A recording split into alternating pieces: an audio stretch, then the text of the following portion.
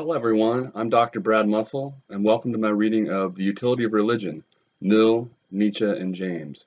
This was published through the University of Kansas in 2014, and it was written by yours truly.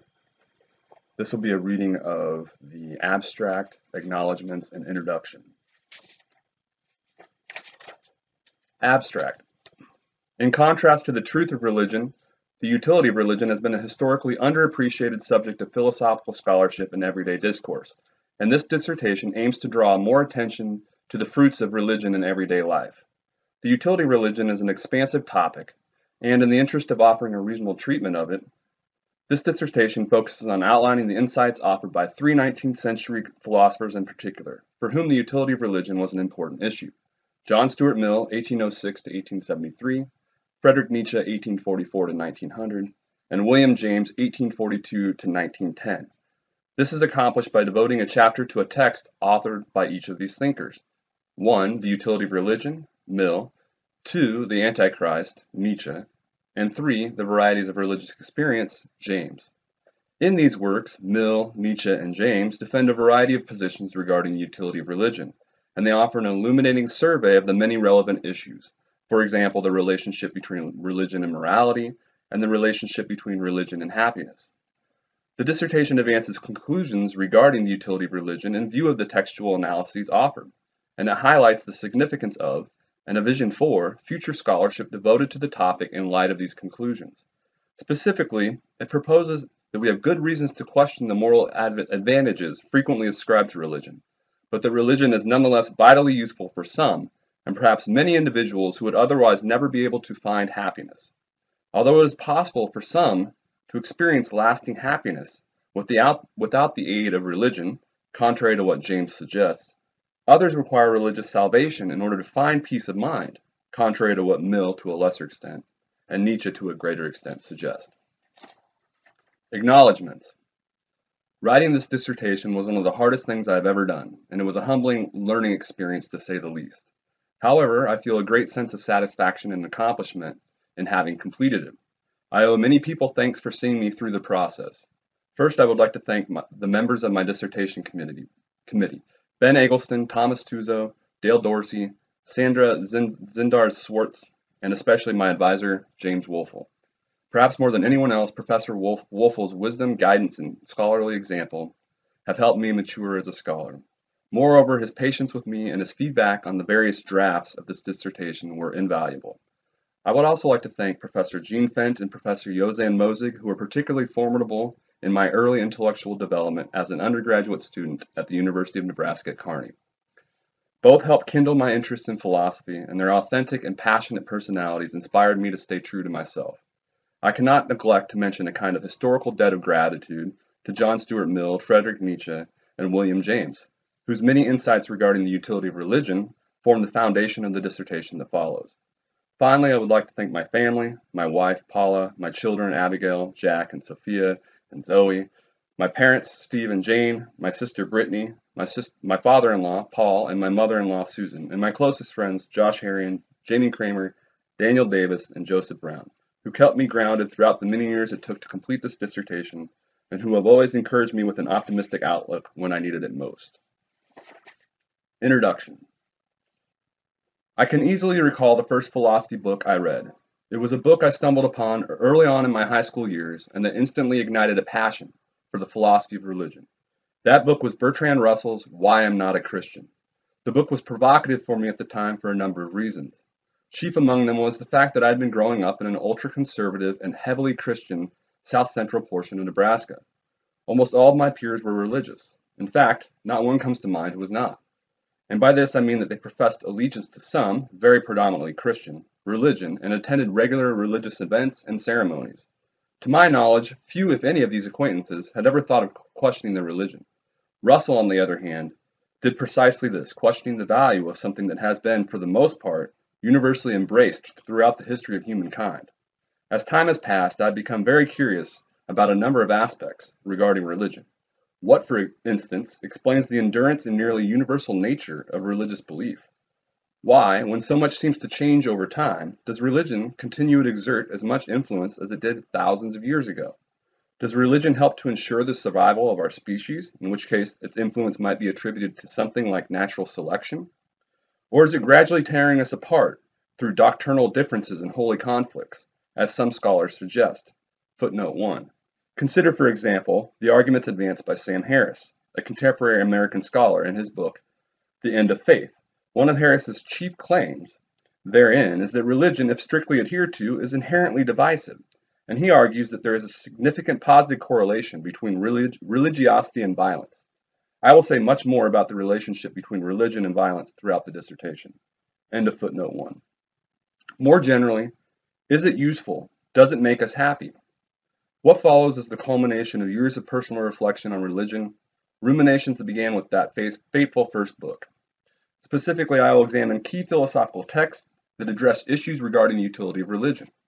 In doing so, I will reflect on whether religion is useful for the individuals who subscribe to it and for society at large, not on whether there is any truth to the claims advanced in various religious doctrines. Admittedly, the subject matter at hand is highly complex, and I feel it is imperative that I be as clear as possible about what exactly it is that I intend to assess. As I have indicated, the concept of utility is essential here. There is a significant difference between an analysis of religion in terms of truth and an analysis of it in terms of utility. It is one thing to ask about the truth of various claims within the doctrines of religion. For example, Jesus died for our sins. And it is quite another to ask about the usefulness of the religions espousing such claims. In the following analysis, I distinguish the truth of religion from the utility of religion and examine the latter. Ultimately, what I desire to know is this: does religion make us happy? Naturally, one might wonder why we ought to focus on the utility of religion to begin with. That is, why should we concern ourselves with this issue? The short answer lies in the fact that religion is so prevalent. According to recent estimates, roughly 84% of the world's population is religious. In fact, over 50% of all people alive right now subscribe to either Christianity or Islam. Footnote 2 cites the research for that. At the time of this writing, the world's population is estimated to be 7,170,216,431. Footnote 3 cites the source. Which means that conservatively, 6 billion people across the globe consider themselves religious. The general point is that while there are certainly a magnitude of phenomena affecting the well-being of humanity, few are as widespread as religion. As a result, this makes consideration of the usefulness of religion all the more worthwhile, since it is much more likely to affect humanity in significant and palpable ways. In my experience, discussions within the philosophy of religion, both in common parlance and in academic settings, tend to revolve around the truth of religion rather than around its usefulness. John Stuart Mill echoes this sentiment, as the first sentence of his essay, Utility of Religion, which is the subject of Chapter 1, reads, quote, "It has sometimes been remarked how much has been written, both by friends and enemies, concerning the truth of religion, and how little, at least, in the way of discussion or controversy, concerning its usefulness." End quote. Footnote 4 cites the source. Mill thinks that this can be explained by the fact that questions regarding religion's utility seldom arise until questions regarding its truth have already been raised, and thus because, quote, "so long as men accept the teachings of their religion as positive facts, no more a matter of doubt than their own existence or the existence of the objects around them, to ask the use of believing it could not possibly occur to them." End quote. Footnote 5 cites the source.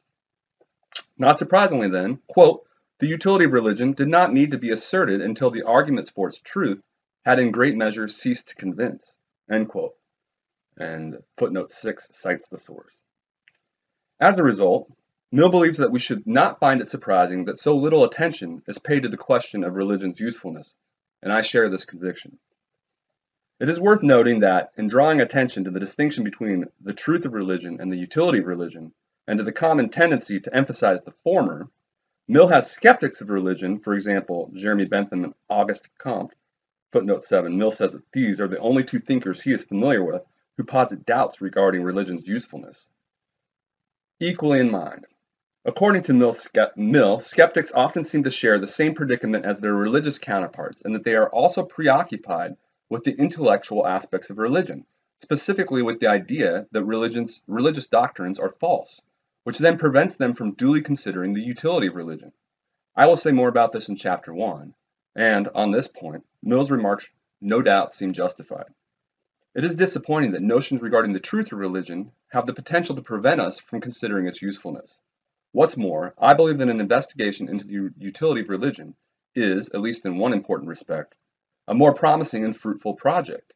By its very nature, the question of utility appeals to the tangible effects religion has on our everyday lives, which are more or less directly observable to most of us, whereas the question of truth tends to waffle in more obscure and theoretical discourse, involving claims that cannot be so easily tested. Ultimately, I think that the utility of religion is a significant and generally underappreciated issue, and the one thing I hope to accomplish in writing this dissertation is to bring more attention to it. Fortunately, there are some who have recognized the value of examining the utility of religion, and we inherit a rich historical treatment of the issue, thanks to some classics in the philosophy of religion, as well as to innovative insights provided by contemporary thinkers. As we shall see, some well-known philosophers have explicitly addressed the issue. And while it may be true that few philosophers make the utility of religion their primary concern, many still have much to say about it indirectly by way of discussing related issues. Clearly, a comprehensive analysis of all relevant contributions is beyond the scope of this dissertation, and I must therefore propose a more manageable treatment of the subject. Within philosophical circles, interest in the utility of religion increased markedly during the 19th century, which is highlighted by the contributions of three 19th century philosophers in particular: John Stuart Mill, 1806 to 1873, Friedrich Nietzsche, 1844 to 1900, and William James, 1842 to 1910. Each offer extensive reflections on the utility of religion.